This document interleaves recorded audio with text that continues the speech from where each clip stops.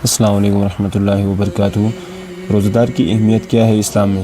اسلام میں روزہ دار صرف بھوکا رہنے والا شخص نہیں ہوتا، بلکہ وہ بندہ ہوتا ہے جو اللہ سبحانہ و تعالیٰ کے حکموں پر اپنی خواہشات کو قربان کر دیتا ہے۔ قرآن میں اللہ سبحانہ و تعالیٰ نے روزے کو تقویٰ کے ذریعے بتایا ہے۔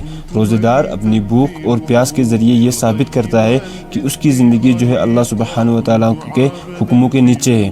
روزہ دار کی اہمیت کیا ہے؟ اخلاق کی پہچان، یعنی روزہ دار کی اہمیت ہے کہ روزہ دار کی اخلاق کی پہچان ہوتی ہے۔ روزہ ایک چھپی ہوئی عبادت ہے، کوئی دیکھے یا نہ دیکھے روزہ دار صرف اللہ کے لیے رکتا ہے۔ صبر اور نفس پر قابو پانا، روزہ دار اپنے جذبات، غصہ اور غلط خواہشات پر کنٹرول سیکھتا ہے۔ اللہ کے قریب ہونے کا ذریعہ ہے۔ بھوک جب اللہ کی یاد سے جڑ جائے تو دل سکون پاتا ہے۔ گناہوں سے بچنے کا ذریعہ ہے۔ روزہ دار صرف کھانے سے نہیں بلکہ جھوٹ، غیبت اور برائی سے بھی رکتا ہے۔ اللہ سبحانہ و تعالیٰ نے سورہ بقرہ میں رمضان کا ذکر کیا ہے۔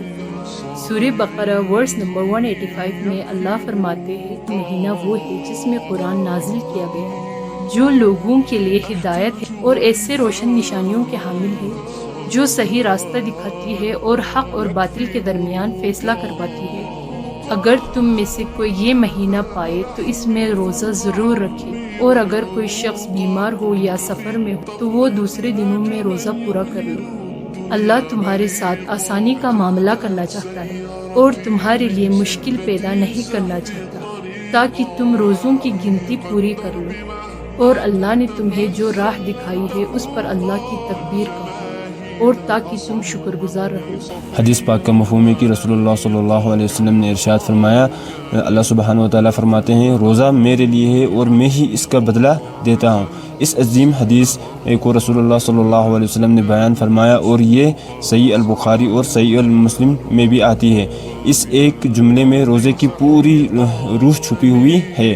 روزہ میرے لیے ہے کا مطلب کیا ہے؟ روزہ میرے لیے ہے کا مطلب یہ نہیں کہ باقی عبادت اللہ کے لیے نہیں ہوتی، بلکہ روزہ کا رشتہ سب سے زیادہ خاص ہوتا ہے۔ نماز پڑھے تو لوگ دیکھ سکتے ہیں، اگر کوئی زکوٰۃ دے تو لوگ جان سکتے ہیں، مگر روزہ صرف اللہ اور بندے کے درمیان ہوتا ہے۔ روزہ دکھاوے سے محفوظ رہتا ہے، کیونکہ صرف اللہ سبحانہ و تعالیٰ جانتا ہے کہ بندہ سچ میں روزہ دار ہے یا نہیں۔ اخلاص، سنسیئرٹی کی امتحان ہوتی ہے۔ روزہ دار بھوکا ہوتا ہے، پیاسا ہوتا ہے، تھک بھی جاتا ہے، پھر بھی چھپ کر کچھ نہیں کھاتا، کیونکہ اسے یقین ہوتا ہے کہ اللہ سبحانہ و تعالیٰ دیکھ رہا ہے۔